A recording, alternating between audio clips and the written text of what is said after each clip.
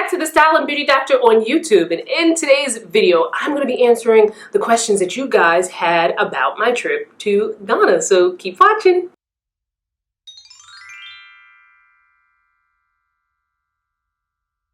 I had an amazing time in Ghana and I vlogged my way through it, so if you haven't watched all of my Ghana vlog series, make sure you check that out. I'll link it above and also in the description box. It'll give you a great idea of what went on during my trip. A lot of people have said like, oh my god, I love watching your vlog because it felt like I was there, so make sure you check that out. Okay, so now let's get to your questions. So are both a passport and a visa required to travel to Ghana? What immunizations are required? So if you are coming from the US of A, the United States of America, you need your passport and you definitely need a visa to enter Ghana.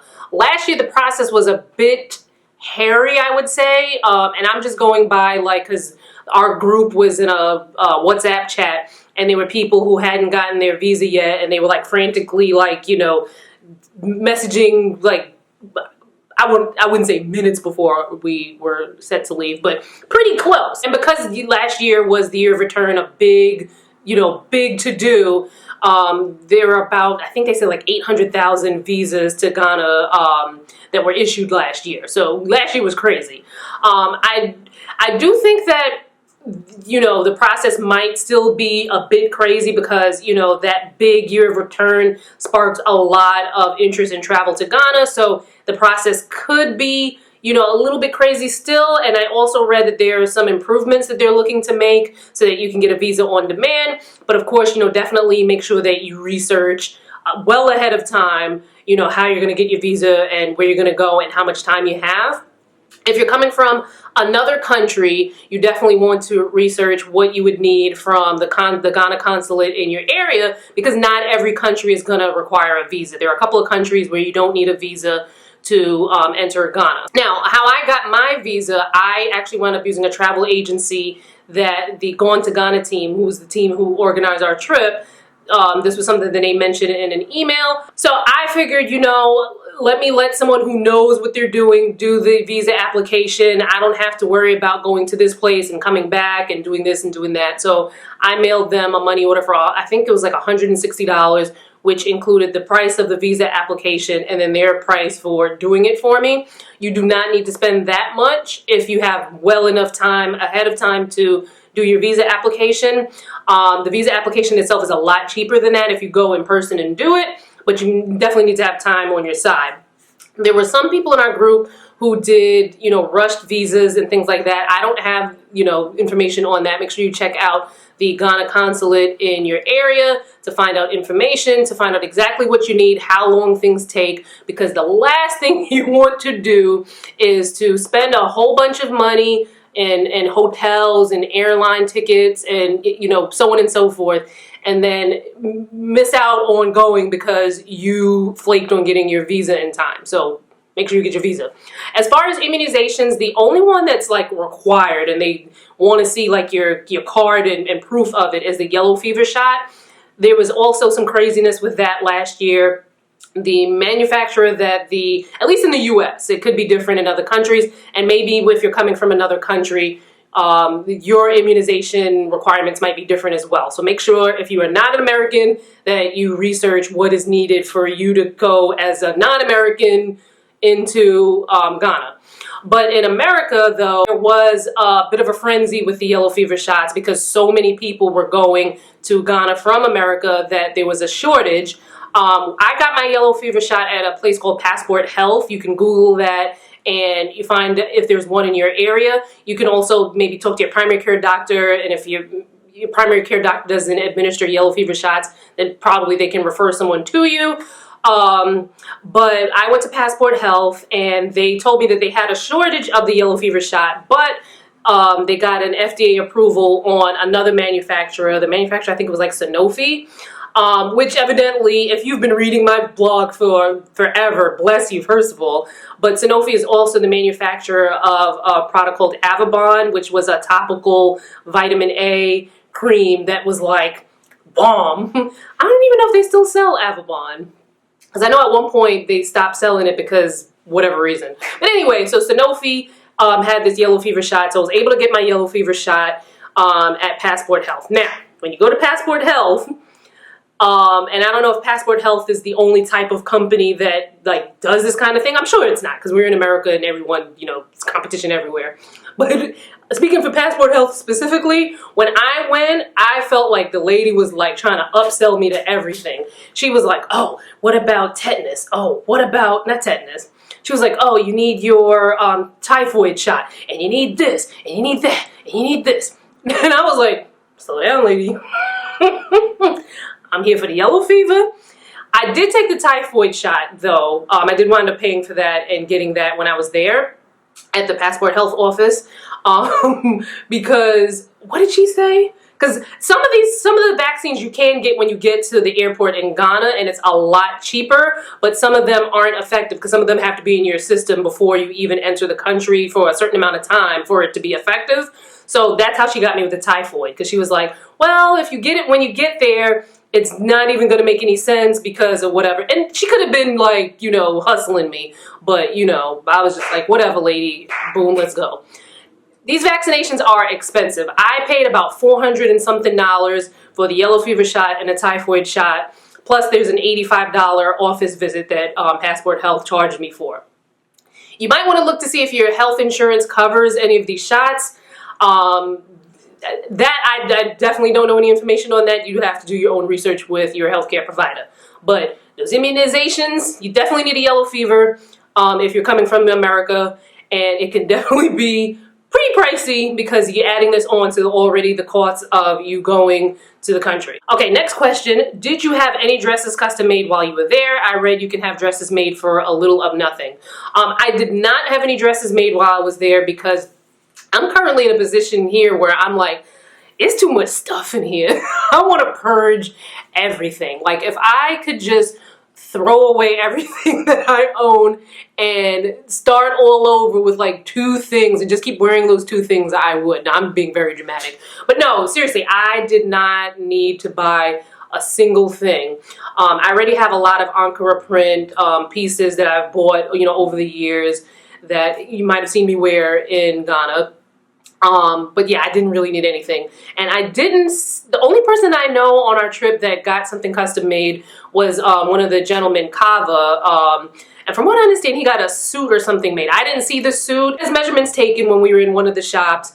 And obviously he didn't get the suit on the spot because it takes time to make it. But in our group message, someone had said that he wound up liking the suit and it only cost him $15 US. Yes, you can get items made. Now, it depends on the material that you use, because if you use like the kente cloth, that, from what I understand, that it can be very expensive because the cloth itself is more durable, it's heavier, and it's just more expensive for the material itself. So that can drive costs up, but yeah, you could get some things relatively inexpensive. What was your favorite eats while in Accra? Okay, definitely Tiba. Oh my goodness. It was, I feel like just mentioning it reminds me of Now you can check out my vlog to see, you know, the variety of things that we ate. But Tiba is a vibe. Like the place, what is it called? It's called Babine by Tiba, I think. But from what I understand, Tiba was a very small place, like maybe up until maybe like last year or 2 years ago. But they expanded. So when I went to visit, it was already at the expanded location, or maybe they added on to the original location. I don't know. But it's a vibe in there. We had this whole big back section because our group was maybe like 17, 18, maybe even 20 people in our group. So we took up that whole backspace. They had a DJ that was spinning some amazing tunes. They had really beautiful artwork. You can buy books, you can buy other things. The food was just so good. Oh my God. A lot of it was, one person in our group needs like the mildest food ever, and she said that everything was too spicy for her. I used to be that way, but I think like my taste buds have like, you know, adjusted. Even though I grew up in a Caribbean household where things are like very spicy, like I steered clear of that. I didn't get like grown-up taste buds until I was like last week. But now I have more of a tolerance of spicier food. So to me, it was just like, Give me the spice. I'm here for it. Everything was really good. So I definitely love Tiba. Now, there's a lot of places to eat in Ghana. You can check out my vlogs to see some of the other places that we ate. Noble House Chinese restaurant was really good as well, but definitely Tiba was my favorite out of what we went to. You know, but do your research, check out some videos, Google around, look around and see what other restaurants are there, because obviously I didn't go to every restaurant in Ghana, and there might be a restaurant in Ghana that I might like more than Tiba. So on my second trip to Ghana, where I plan on eating my way around, maybe I'll try it. Okay, where did you get your yellow fever shot? There's a place in the Bronx, they charge $4.99, but I heard it's almost free at the Ghana airport. Let me know. Well, I kind of answered this one. I mean, you don't know that I kind of answered this one already, so I'm not like talking to you like, oh, I answered this already. You know what I'm trying, I'm just talking here, you know? But anyway, but $4.99 sounds about right because I paid, well, $4.99 does sound a little expensive. Find out if that's just the yellow fever shot, because I paid less than $4.99 for my office visit, the yellow fever shot, and the typhoid shot all together combined. So find out if that's just the yellow fever shot. They could be charging that much because there is that shortage, and they might be giving you the yellow fever shot from the original manufacturer that was approved. Because I got the manufacturer that was approved later down the line. It's almost free at the Ghana airport. That's true. It's much less expensive at the Ghana airport. I think, let me see if I could, I don't know if I would be able to find the message, but I remember someone giving prices. Let me see if I could, if WhatsApp lets me search. But I do, all right, I'll give you an estimate because I don't remember the exact amount, but I know it was like either $50 or less US to get the shot at the Ghana airport. But the thing with getting it when you get there is that the shot has to be in your system 10 days before you arrive. So it's kind of like you know, okay, do you get it backdated? I don't even know how that process would work. I don't even know if that's legal, but you know, that's the risk you run with that if you wait to get it at the airport. And another thing to know about the yellow fever shot, like one thing that annoyed me that I had to pay so much money for my yellow fever shot is that I've had a yellow fever shot before. I can't remember why, but I remember getting one as a kid. I think I needed it when I went to Australia, or I can't remember where I went, but I needed a yellow fever shot. And obviously, since I was a kid or a teenager, that was many moons ago, and I have no idea what that paperwork was. So at first I was like, oh, it doesn't matter, because the yellow fever shot is only good for 10 years. Do you want to know they just changed it to once you get the yellow fever shot, it's good for life? And they would have like backdated it had I known where my yellow fever shot paperwork was, you know, from way back when. So if you've had a yellow fever shot sometime in your life and you still have your paperwork, hold on to that, because now the yellow fever shot is good for life, so you won't need to get one again. Someone said, hi there. Hey there. How did the people of Ghana treat you overall? I cannot say enough about how friendly people in Ghana are. Like I said, if there are unfriendly people in Ghana, I feel like the government banished them so that the visitors wouldn't see them. People are super, super friendly. It's one of those places where, because I remember one of the group people having to tell people to make sure you say good morning, good evening, good afternoon to people as you walk by them, because, you know, otherwise people feel like you're being rude. Now, me, coming from the Caribbean, like you always speak when you walk into a room, like you say good morning to people and whatnot. And that's something I carry on even when I'm like around New York. I'm like always saying hi to people and good afternoon, depending on where I am. If I'm in Manhattan, I'm like, but, you know, depending on where I am. But typically I'm saying like good morning and stuff like that to people, because that's just something that's been ingrained in my like persona. But a lot of New Yorkers are on some I don't know you, why are you talking to me type stuff. And that's the culture here, because, and it's not to say that that's wrong, because you run into a lot of BS here in New York, and it's like you strike up a conversation with somebody and the next thing you know they took your wallet. So, you know, for some New Yorkers that can be, you know, something that you need to be told, it's to greet people, you know. But you definitely want to say good afternoon, good evening, good night. One thing to keep in mind when you're referring to people that you don't know very well. Here you would say like miss, ma'am, madam, or sir, mister. You can say that in Ghana. Are people going to acknowledge that you talking to them? Probably not, because they're probably like, it means nothing, you know? It's like if your name is Danielle and somebody calls you Bob, like you're not going to respond to Bob because that's not your name. Instead, you want to say auntie or uncle.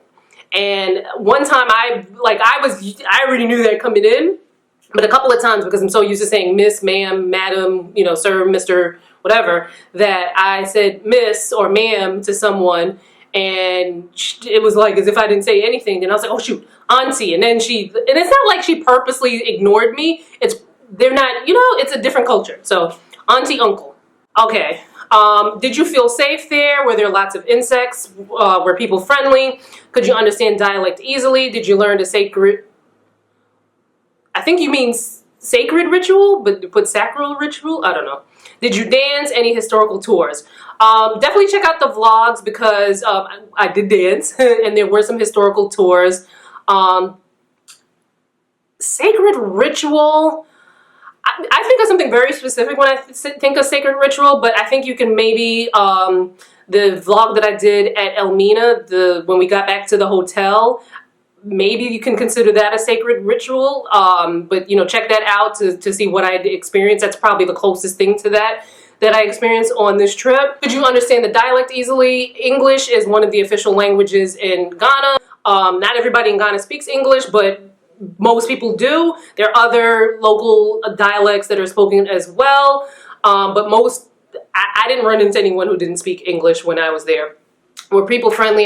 You know, I can't say enough. Like, it's just like in their blood, I guess. But if you're from Ghana and you know some unfriendly people in Ghana, let me know that below.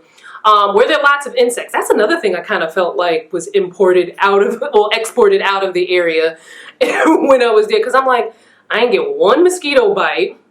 I also didn't tan. I was like, I'm here for a whole 9 days. I ain't get no lick of tan.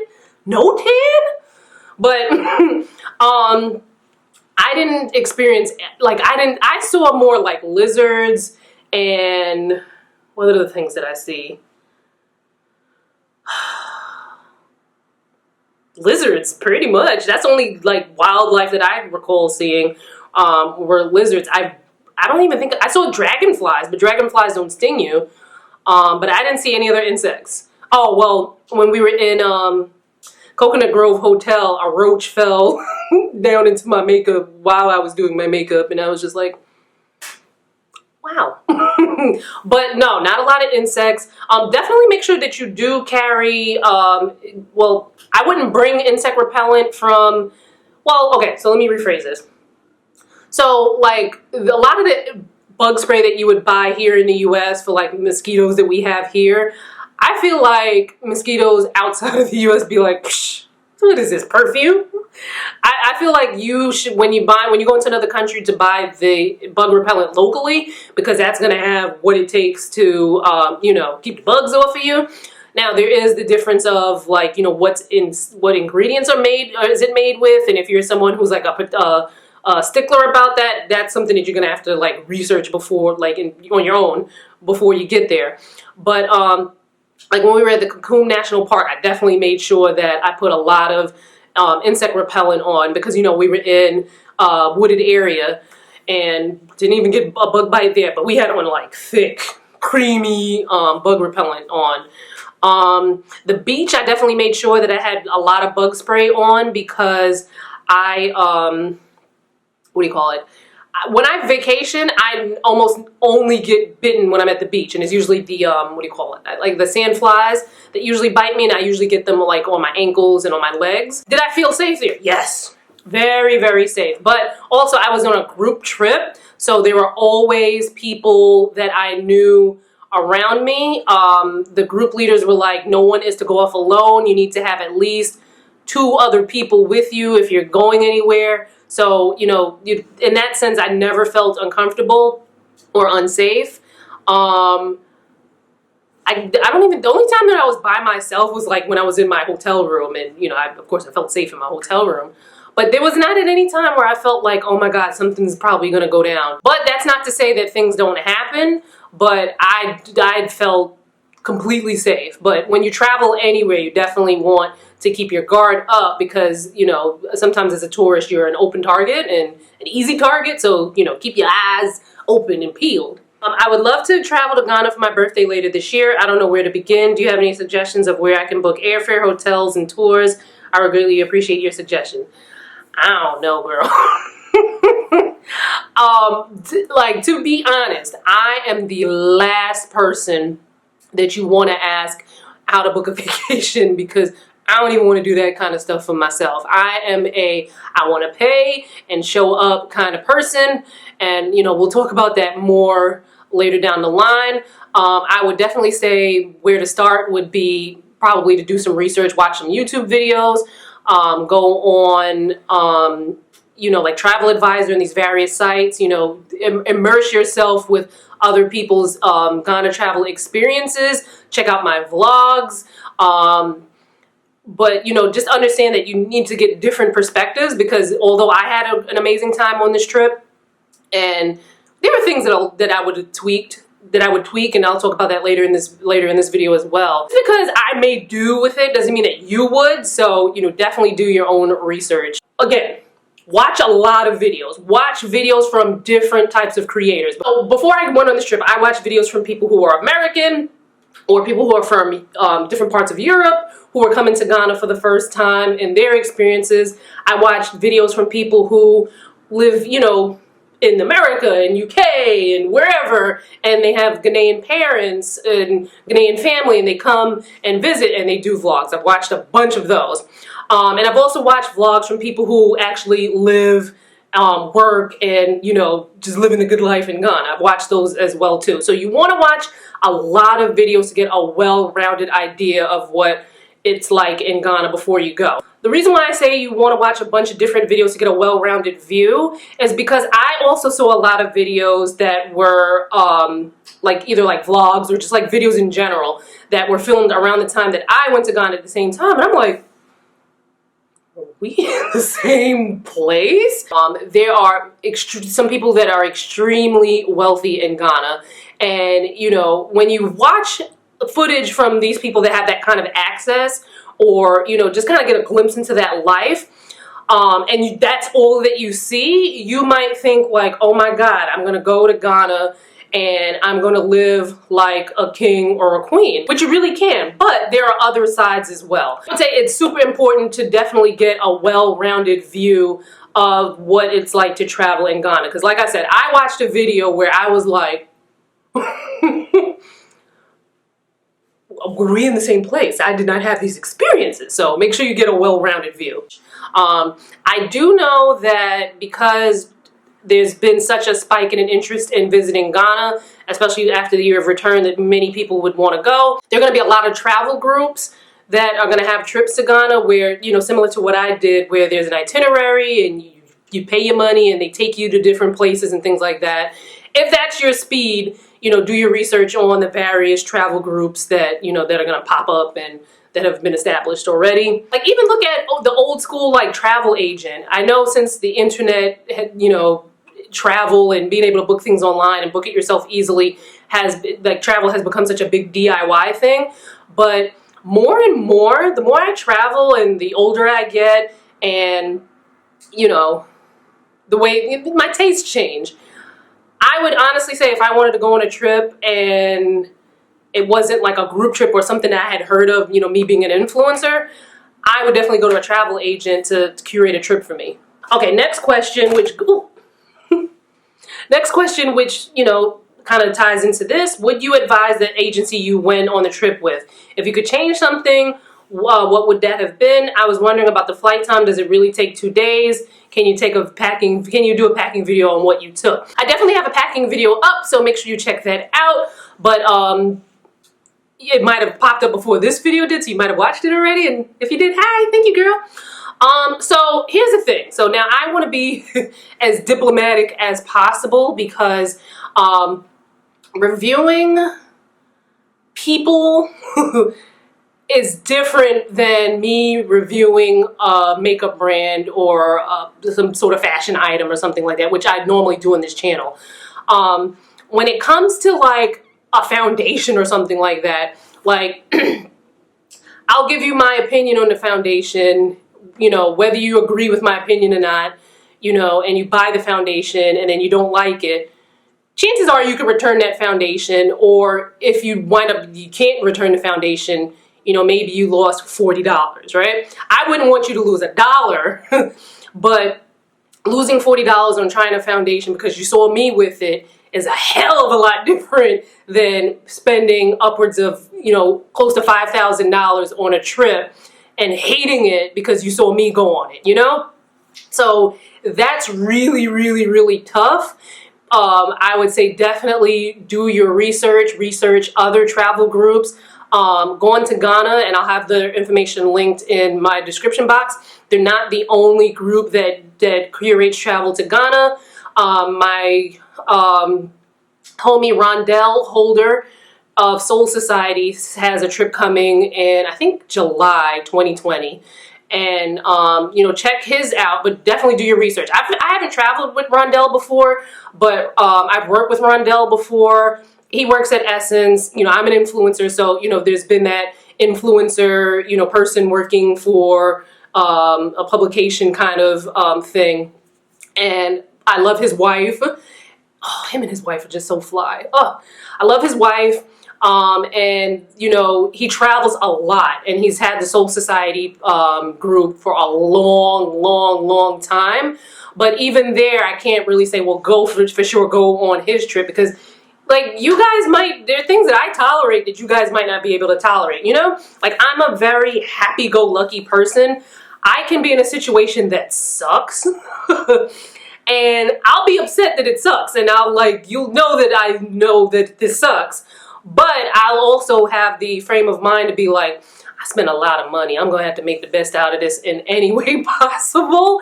So, and when I travel, I let a lot of things roll off my back, because and this is especially why you may notice, like, I mean, you guys don't know me. You might think like you know me from a couple of things that you've seen, but you don't like know me, you know what I mean? But hopefully, the more that I get to travel and the more that I get to share any of my travel experiences with you, you might notice that I'll travel with anybody. And I do that purposely because, for one, I have lots of people that I'm friendly with. Like, I'm friendly with a lot of people. Like, I can get along with, you know, a majority of people, right? But I'm not one to, like, wait for a particular set of friends to say, okay, let's go to XYZ. If I want to go someplace, either I'm going by myself, or I'm going to find me some other like-minded people that want to go. So I'm very, like, free and happy-go-lucky when it comes to stuff like that.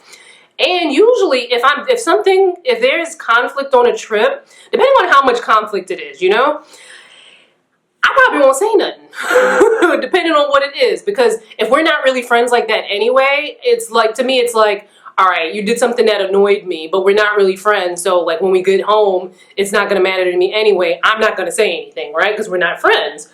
I'd rather just get through this trip on the best note as possible so that we both can have a good time. That's just, like, my attitude when it comes to travel. And not everyone has that. Not everyone has that kind of, like, point of view. There are people who, you know, watch my video on how to survive a girls trip, because I give you a lot of insight on that, and the roles people play, and that you can't have too many people playing the same role when you go on a trip. But would I advise the agency? And then you ask, okay, what would I have changed? Okay, flight time, that's an easy thing that I can answer, like, straightforward. Flight time, no, it does not have to take 2 days. I can only speculate, because people are saying, well, why didn't you take the direct flight? And I'm like, well, I didn't book my travel. And I'm like, you know, speculating that it might have been more expensive to book, like, a group of, because I think there was anywhere between 17 to 20 people on our trip. Some people flew out of Chicago and took British Airways, and the rest of us flew out of New York and took Turkish Airlines. So both of us had connecting flights. The Chicago people connected in London, and the New York people connected in Istanbul. I am assuming, I don't know the ins and outs of planning a trip, or, you know, what was done, but I am assuming that when you are, when you're planning a group trip, and of course, these people are looking to make a profit, because it's not, you know, okay, maybe there may be people out there who, out of the kindness of their heart, that would spend, 9 to 10 days with a bunch of strangers showing them around the country for free, but that's very far and few in between. But people need to make a profit. So I am pretty sure that the most economical way to book so many people and to be able to, have money for other expenditures and to make a profit, I am sure that is why they booked the travel the way they did it. I understand it. Did I like it? Hell no. I hated that travel. If it was up to me, I would have done, if I booked my own travel, and this is something that, going forward that I will know from now on, is that if I'm going on a group trip, and I will do group trips again, like I had an amazing time. I will book group trips again, but I will definitely book my own travel. I would have loved to have just booked the direct flight, even if it was more expensive, from JFK to Accra on Delta, because for one, I would have gotten either a comfort seat. Well, I probably only would have been able to afford a Comfort Plus seat on Delta. I don't think I would have been able to get anything, afford anything higher than that. Well, not that I wouldn't have been able to afford it. I wouldn't have wanted to pay so much. So I would have gotten even if I couldn't afford the Comfort Plus, I would have definitely made sure that I had a good seat on the plane. With the Turkish Airlines, because they booked it as a group thing, we couldn't pick your seat right away. But then it came to find out that you could have picked the seats on the app. And Turkish Airlines, like, I know they're supposed to be one of the best. I even watched videos on them where people were saying they probably have the best economy out of like a bunch of different airlines, and I'm like, I don't know. I don't think I can agree with that, because them Turkish Airlines employees were kind of dry. But yeah, if it was up to me, I would have done direct JFK to Accra, and I would have appreciated that, because that flight would have gotten me the silver medallion status for 2020, and that would have been great, because then that would have bumped me up a little bit and had got me some extra miles. But yeah, I hated that travel. The 9-hour layover in Istanbul sucked. The connection coming back sucked even more, because coming back there was a 2-hour layover, but not really, because by the time we landed in Istanbul from Accra, we had like 14 minutes to haul ass from getting off the plane to getting to the plane from Istanbul to JFK. And then in between all of that, you have to go through a little mini security where you have to take your liquids out of your bag. You have to take your personal electronics, like your laptop and your phones and all that other stuff have to be separate. And, well, not your phone, but definitely your laptop has to be pulled out and separated. And it's nerve-wracking. And the Istanbul airport is huge. So running, I had to pull out my inhaler, and then the people who were in the back of the plane, who were in our group, we weren't quite sure if they were going to be able to make it, and they were like hauling. That sucked. I hated that. So I definitely would have changed and, booked my flight myself. I don't know if that's something that they may change going forward, when they do other trips, but me, myself, personally, I hated that so much with a passion. But I made it. It got me there and back. So, I'm happy now, but never again. What else would I have changed? Let me say something that was good. So I like to kind of, compliment sandwich kind of thing. One thing that I enjoyed was that a lot of the meals were covered in the trip.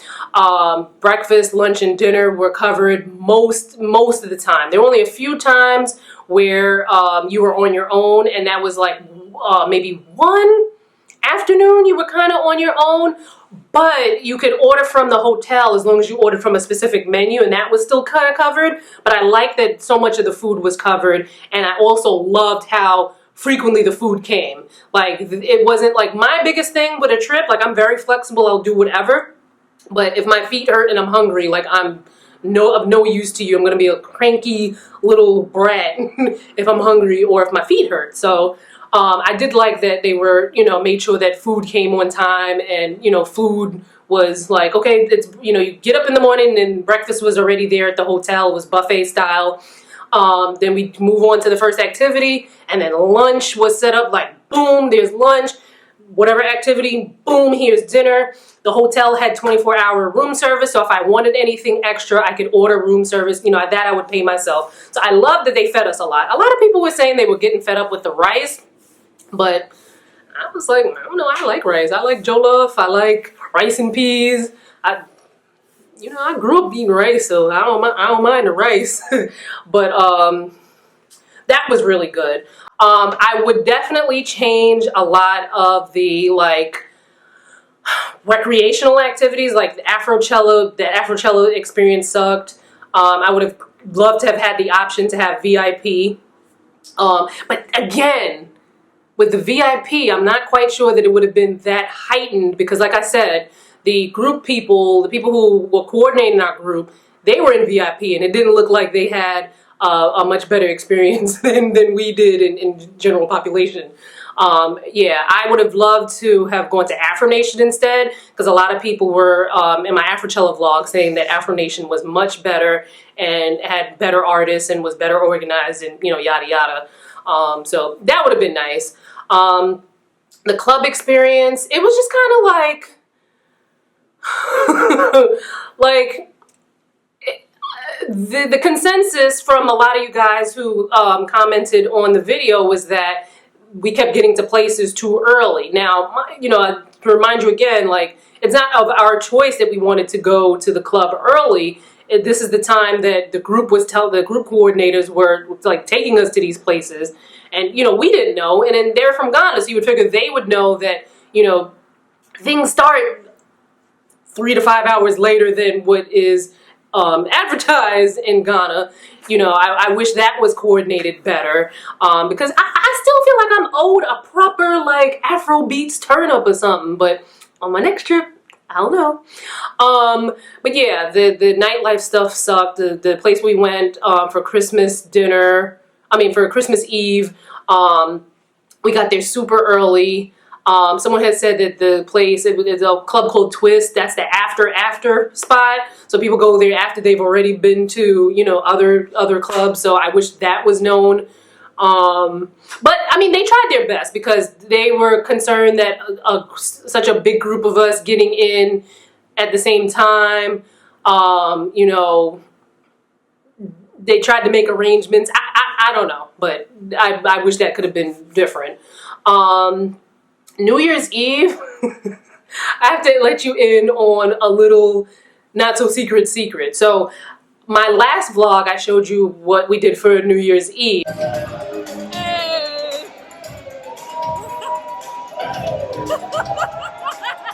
And a couple of people commented like, oh, it looks like y'all had a great time. That place looked lit. What was in those drinks? And then I commented and I was like, girl, those drinks were watered down. We actually hated that place, but we decided to make the best of it and I didn't make mention of it in the vlog because, after a while, I even got tired of complaining about not having a good time. So I just, we made the best of it. The food was...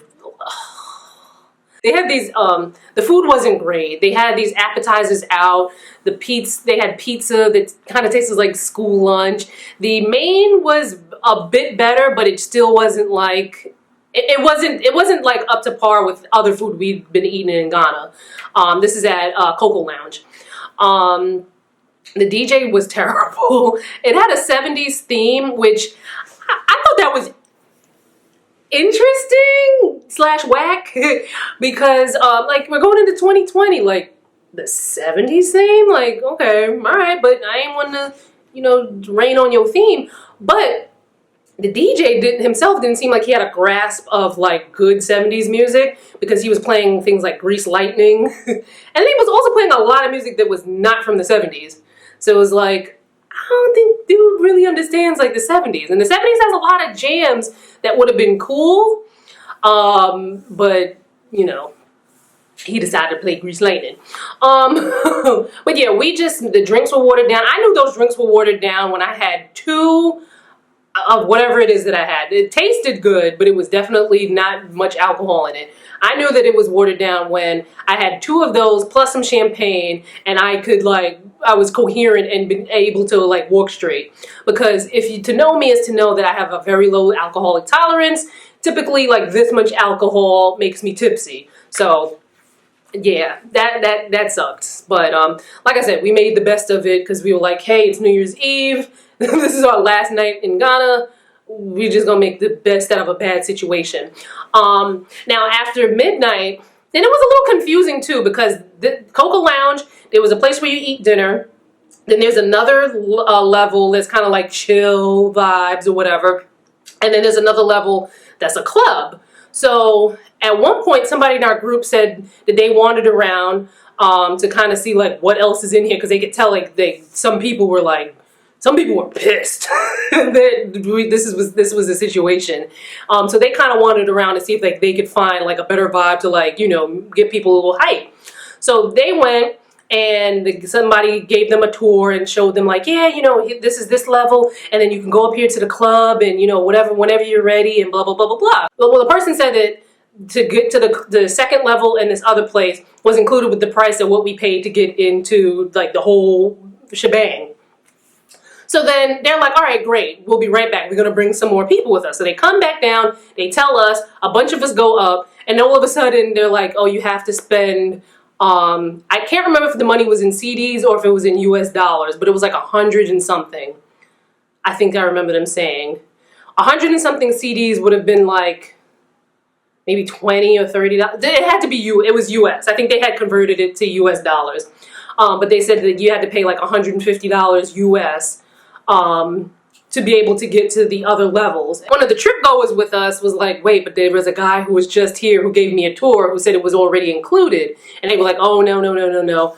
So then after midnight, we go, I think someone had said, oh, you can go upstairs now. So we go upstairs after midnight, and like it was just like you could just go freely to the second area and the club area. So it was like, what's going on here? So that was a little like not nice. So I don't know. Sorry, got hot. One thing I would definitely say that made this trip, because you know, having a good attitude definitely takes you far, but like if you're the only one with a good attitude, like you know, you can't go that far, because then everybody else is just like, go sit your behind down.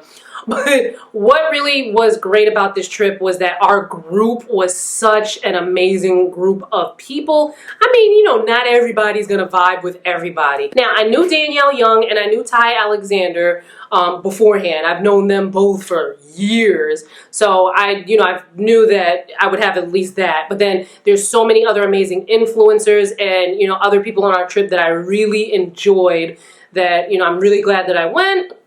And you know, having that great kind of group vibe definitely helped things out. I know people have some like horror stories from group trips where things were like a lot worse. Things weren't organized. Things weren't up to par. You know, like things were just like, So overall, I enjoyed myself in Ghana. I would definitely go back to Ghana. I'm not quite sure when, because there's other places that I want to go. I definitely want to go to Kenya, and I'm hoping to go to Kenya this year. I'm working on going to Morocco, which is going to be amazing. And I also want to do a bunch of like local things. There's a lot of cities in America that I'm like, yeah, I've never been there. I want to go, and I ain't gonna lie to y'all, there's a bunch of food trips that I want to take, and yeah, I'm probably gonna do a bunch of food trips this year. I mean, you know, it's cool. But yes, I would definitely go back to Ghana. Now, would I go back with the same Going to Ghana team coordinating my trip? No. Now, there are a lot of reasons for that. For one, the itinerary for the trip is probably going to be pretty similar, because I feel like the Going to Ghana group, it's kind of people who have never been to Ghana before, and sometimes people who haven't even been anywhere in Africa before, are usually attracted to this kind of like trip. So I kind of feel like the itinerary would be the same, and I wouldn't want to, you know, do a lot of those same things again. Next time I go to Ghana, I think that I would probably not do have a group coordinated trip at all. I may do the travel agent route. I don't think I would want to plan it myself, because I'm just like, My next trip to Ghana, I think I would want it to be a little bit more chill, maybe coordinated with an event. I definitely like the idea of going back in December, because a lot of people who are of Ghanaian descent go back in December. So, you know, and I know a lot of people who are of Ghanaian descent, so, you know, that would be kind of cool to meet up with these people. So I would do that, but yeah. Leave me a comment below. Let me know, have you been to Ghana? Have you been on a group trip before? What was your experience going on a group trip? I don't know, what's something else you can tell me? I don't know, you think of something to tell me in the comments below. But also make sure you check out the description box, because there'll be links to, you know, things that I've mentioned and other videos, and links to where you can follow me on social, because when I'm not here on YouTube, I'm elsewhere on the internet. So, you know, make sure you follow me everywhere, and I'll see you fine folks in my next video. Bye guys.